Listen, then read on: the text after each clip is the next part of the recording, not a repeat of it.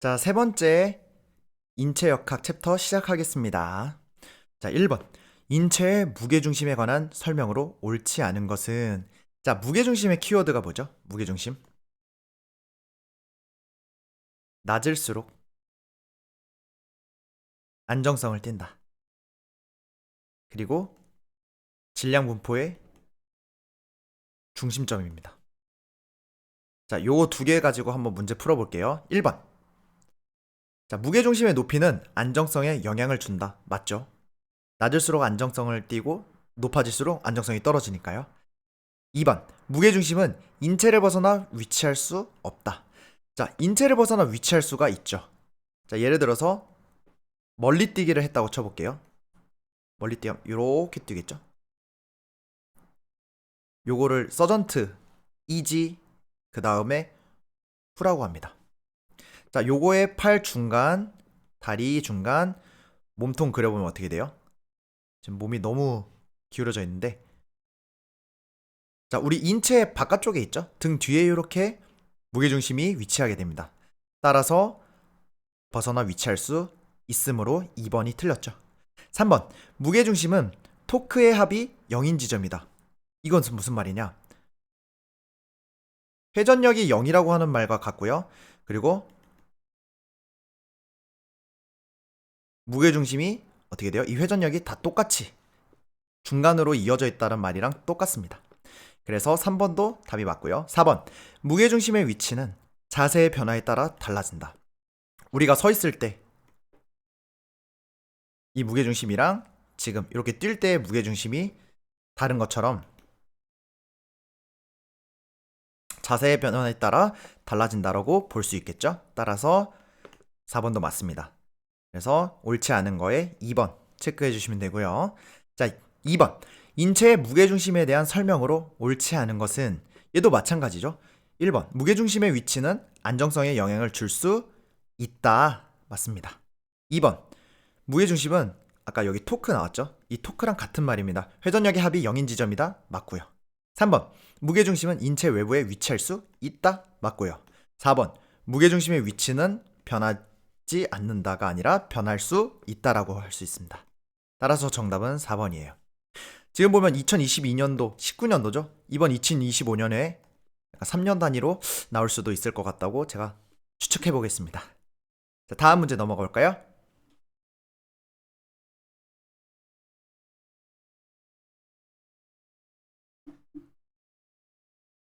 자, 3번 문제 한번 보겠습니다. 보기에서 무게중심이 신체 내부에 위치하는 자세를 모두 고른 것은. 자, 무게중심을 다 한 번씩 그려보겠습니다. 자, 머리, 팔, 다리, 배 이렇게 해서 이어보면 어때요? 무게중심이 우리 인체 바깥에 있죠? 얘는 외부입니다. 그래서 기억 아니고요. 2번도 마찬가지 연결해 보면은 얘도 신체 바깥쪽에 있죠? 외부입니다. 자, 3번. 머리, 팔, 다리 이어보면 어떻게 돼 있어요? 이 신체 내부에 있죠? 그래서 디귿이 맞고요. 4번. 머리, 배, 다리 중간, 팔 이렇게 이어서 보면은 여기도 무게중심이 바깥에 있습니다. 따라서 리을도 아니고 니은도 아니고요. 정답은 디귿만 있는 4번 체크해 주시면 되겠습니다. 자, 4번 문제 보겠습니다. 인체 무게중심에 대한 설명으로 옳은 것은? 자, 1번. 무게중심은 항상 신체의 내부에 위치한다. 아니죠. 2번. 체조 선수는 공중회전을 하는 동안 무게중심을 지나는 축으로 중심으로 회전하게 된다. 자, 요거 맞죠? 왜냐? 자, 이렇게 안정성 있게 우리가 회전을 하려면요, 이 무게중심을 지나는 축으로 회전을 해야 합니다. 만약에 이 무게중심이 바깥에 있잖아요. 그러면은 회전을 하다가 우리가 아까 질량분포의 중심이라 했잖아요. 이 질량분포의 중심이 바깥으로 나가게 되면서 어떻게 돼요? 물체가 꼬입니다. 꼬인다는 게 뒤틀린다는 거죠. 그래서 이렇게 회전을 하는 게 아니라 가다가 병진 운동을 같이 병행할 수 있고요. 선 운동도 같이 할 수 있고, 그래서 조금 안정성이 떨어진다고 볼 수 있습니다. 그래서 2번은 맞는 설명입니다. 3번. 지면에 선 상태에서 팔을 위로 올리면. 자, 요것도 잘 모르겠는데 한번 그려볼까요? 지면에 있는 상태에서 팔을 올렸습니다. 무게중심 그려볼게요. 뚝뚝뚝뚝. 여기도 그려보면 뚝뚝뚝뚝. 여기 중간에. 그러면 어떻게 돼요? 무게중심이 여기서 위로 갔죠? 그래서 아래로 이동한다는 아닙니다. 자, 4번. 서전트 점프 이지. 자, 점프 이지 아까 그 뛰고 나서 공중에 있을 때 후기 때문에. 그래서 서전트 점프 이지가요, 딱 뛰기 직전을 얘기하는 거예요. 뛰어서 탁, 그 후의 동작이니까 요 동작이 되겠죠. 공중에서 팔을 올리면 무게중심은 위로 이동한다. 근데 질량 분포라고 했습니다 아까. 자, 이렇게 위에 떠 있으면 우리가 어떤 힘을 받죠? 중력을 받고 있기 때문에 무게중심이 위가 아니라 아래로 가죠. 만약에 무게중심이 위로 계속 이동하면 어떻게 됐어요? 여기서 그냥 날아갑니다.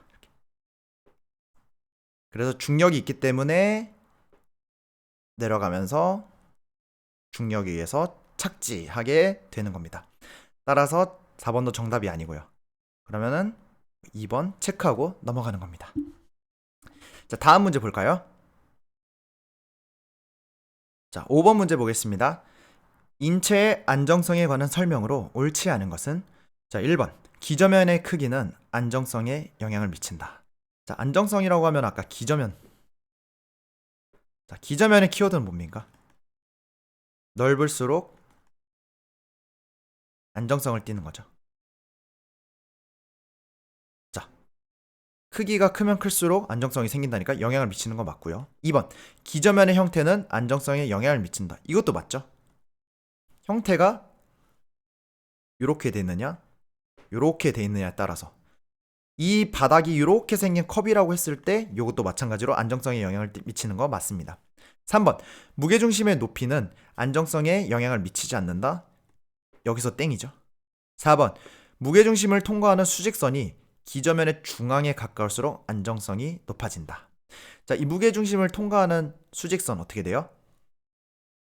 이렇게 서 있을 때 이 수직선이 기저면의 중앙에 있을 때 안정성이 높아진다. 맞죠? 따라서 정답은 3번입니다. 자, 계속해서 6번. 보기 기억에서 디귿에 들어갈 내용으로 바르게 연결한 것은? 자, 보기 전에 답안을 보면은 넓으냐, 좁으냐, 가까우냐, 뭐냐. 아, 무게중심이나 기저면에 관한 설명이구나. 요걸 예측할 수 있겠죠. 자, 한번 보기 보겠습니다. 신체의 정적, 멈춰있는 안정성을 높이기 위해서는 기저면을 어떻게 해야 돼요? 안정성을 높이려면은 기저면을 넓혀야 되겠죠. 그럼 넓히는 것만 체크. 무게중심을 어떻게 해야 돼요? 낮을수록. 그러면은 얘도 낮춰야 되겠죠. 그리고 수직 무게의 중심선을 기저면의 중앙과 가깝게 위치시켜주는 것이 효과적이겠죠. 그래서 답은 3번입니다. 지금 보면 여기 답 3번이라 되어 있고 4번이 이렇게 빨간색 표시가 되어 있는데 정답은 3번 맞습니다. 자, 다음 문제 넘어가 볼게요. 자, 지렛대의 원리에 대한 설명으로 틀린 것은? 자, 지렛대 나왔습니다. 지렛대 하기 전에 요거 다시 한번 그려드릴게요. 자, 1종 지렛는 뭐였죠? 우리 힘 받아서 방향을 바꿔보자. 힘 받자. 2종 바짝 붙어서 힘을 내보자. 3종 받친 모습이 작품이야, 예술이야. 이렇게 한번 그려보고 한번 문제 풀어볼게요. 자, 여기서 보면은 지면에서 수직으로 발꿈치 들고 서 있기는 인체의 이종지렛대 원리이다. 자, 한번 그려보는 겁니다. 자, 우리가 힘을 어디서 내죠? 발꿈치 들고 서 있으면은 여기 비복근에서 힘을 내죠. 그리고 어떻게 돼요? 여기가 발끝이 받치는 지점이기 때문에 받침점이 발끝이 되고요. 그러면은 어디로 작용해요? 여기서 들어 올려지는 곳이 우리 발 밑쪽이 되겠죠. 그럼 여기가 뭐예요? 작용점 혹은 저항점이 되겠습니다. 그럼 뭐예요? 바짝 힘. 이종질에 맞습니다. 자, 2번. 이종질에는 작용점이 축 A라고 하면 뭐예요? 받침점이라는 겁니다. 축. 힘이 바뀌는 구간을 얘기하는 거예요. 그래서 받침점과 힘점 사이에 있다. 맞죠? 작용점이 이 축, 받침점과 힘점 사이에 있으므로 맞습니다. 3번. 자, 지뢰는, 3종 지뢰는 축이, 받침점이 힘점과 작용점 사이에 있다. 자, 축이, 받침점이 힘과 작용점에 있는 거는 무슨 지뢰예요? 일종지뢰죠. 따라서 3번은 일종지뢰에 대한 설명이군요. 그래서 요거는 틀린 겁니다. 4번. 자, 시소의 구조는 자, 일종지뢰죠, 요거. 축이, 받침점이 힘점과 작용점 사이에 있다. 자, 우리 힘받자 이게 뭐예요? 일종지뢰죠. 따라서 정답은 3번이 되겠습니다. 자, 다음 문제 넘어가 볼게요. 보기. 기역, 니은, 디귿에 알맞은 내용은 자, 여기도 보면은 보기 먼저 답안을 먼저 보면은 뭐 좁히고 낮추고 안, 좁히고 높이고 뭐 박. 오케이. 자, 요거 체크해보고 직립 자세에서 안정성을 높이기 위해서는 안정성을 높이겠대요. 그러면 뭐예요? 기저면을 넓혀야 되겠죠? 먼저 넓히고 무게중심을 낮추고 중심선을 기저면의 안에 위치시키는 동작이 효과적이다. 이거 아까 6번이랑 풀이가 똑같죠? 자, 18년도 기출이었습니다. 요거는. 그래서 반복되는 문제들이 이렇게 기출문제마다 이렇게 나오는구나 해서 저희가 기출문제를 이렇게 공부하는 이유이기도 해요. 그래서 이런 문제들이 있으면은 제 풀이법 똑같이 한번 응용해 보시고 실제 시험에서도 적용해 보시기 바라겠습니다. 자, 다음 넘어가 볼게요. 자, 9번. 그림에서 카누 선수가 보트 위에서 오른쪽으로 패들 끝을 잡고 왼손으로 패들 잡고 당기는 순간 자, 적용되는 지뢰. 결국 뭐예요? 요것보다 그냥 이 카누 이 그림을 보고 몇 종 지뢰냐라고 물어보는 문제죠. 그래서 자, 받침점과 여기 힘점, 저항점 있죠. 그럼 뭐예요? 저항점은 그 작용점이랑 똑같은 말이죠. 그러면 힘, 작을 여기서 고르시면 되겠죠. 3종 지뢰입니다. 자, 만약에 요게 2종 지뢰였다면 이건 조금 시험 문제랑은 조금 번외인데 자, 2종 지뢰면 뭐예요?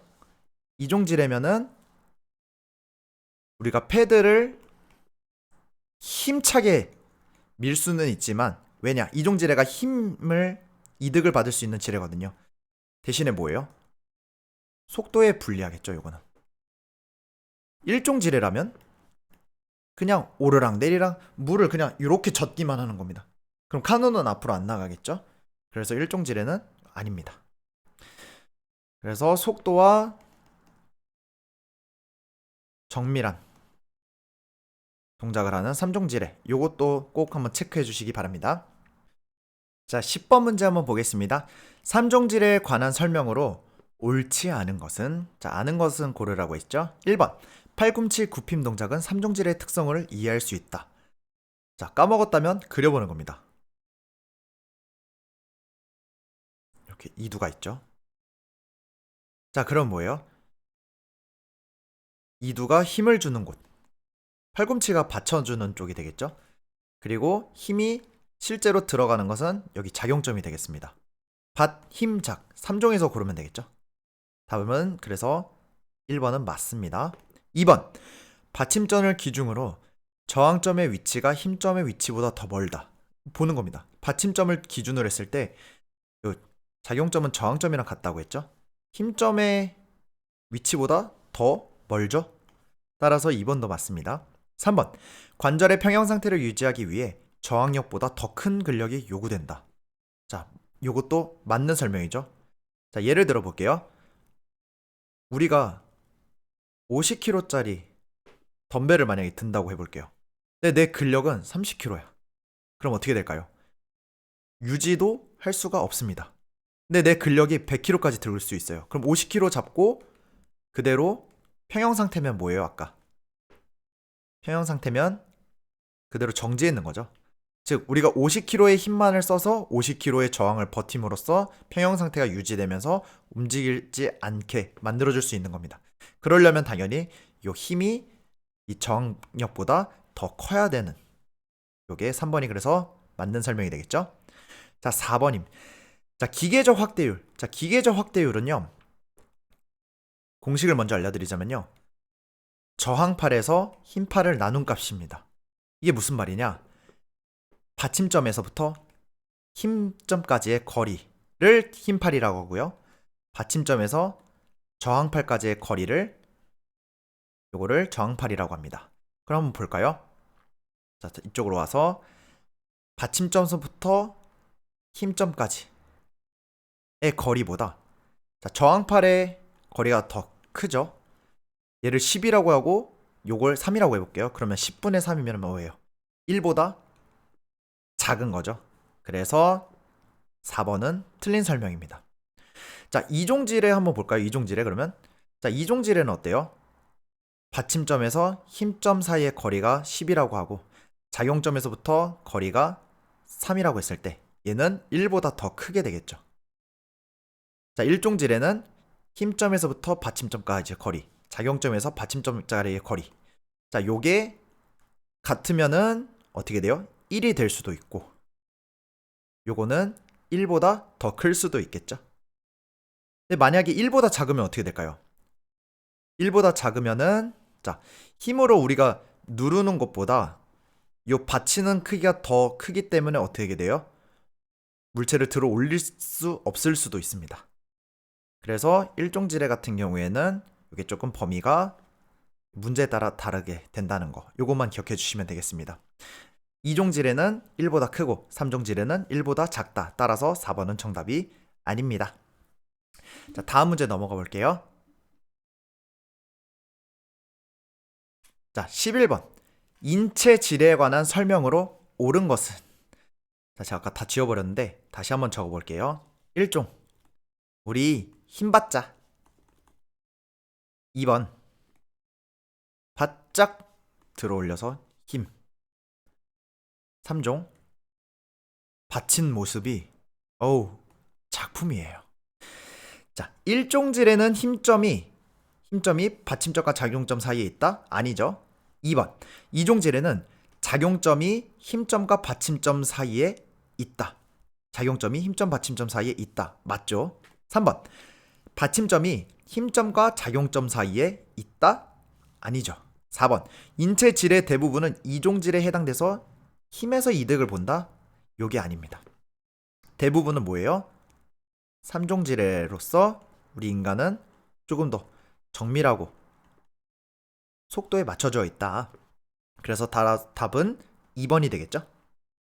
자, 12번 문제입니다. 그림에서 인체 지뢰의 구성으로 바르게 묶인 것은? 자, 요거 뭐예요? 요 세모는 받침점을 의미합니다. 디귿은 뭐예요? 힘쓰는 구간이죠. 근육, 힘점. 니은 뭐예요? 작용하는 부분.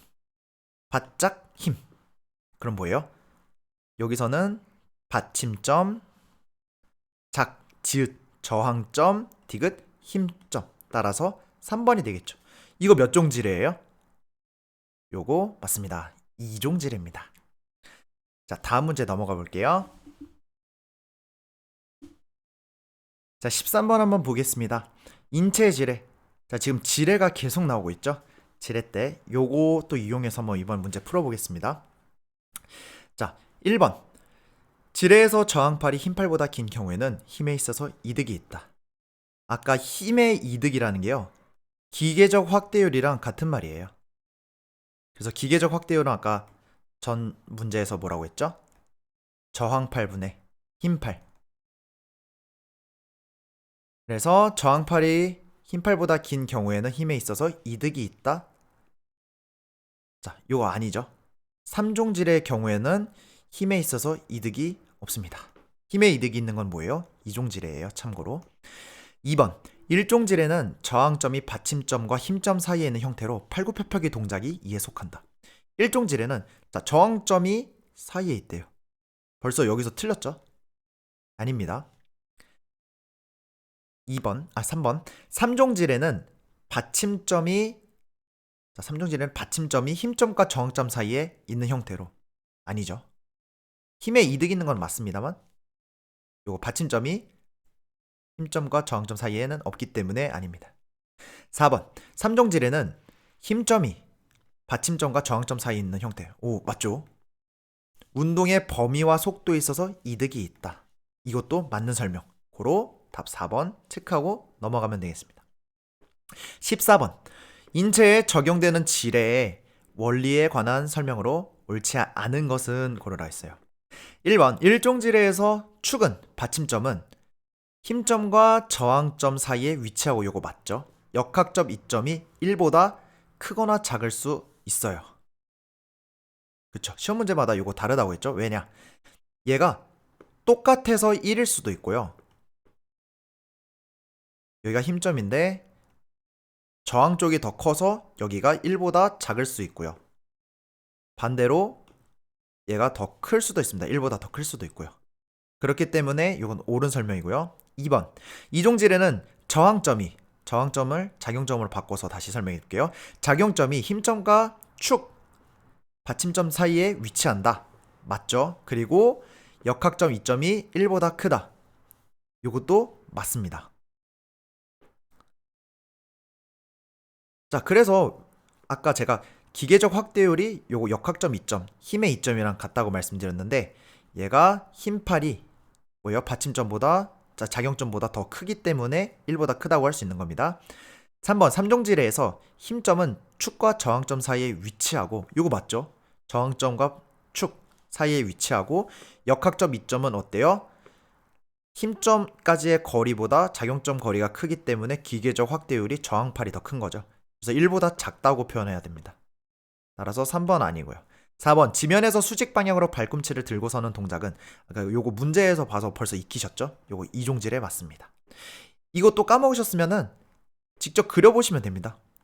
받, 힘, 여기가 작용하는 곳. 바짝 힘주자 이종질. 따라서 정답은 뭐예요? 3번이 되겠습니다.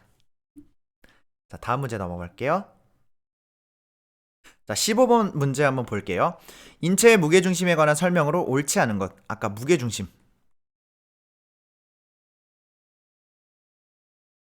낮을수록 안정성이 커진다고 했던 거. 질량 분포 중심.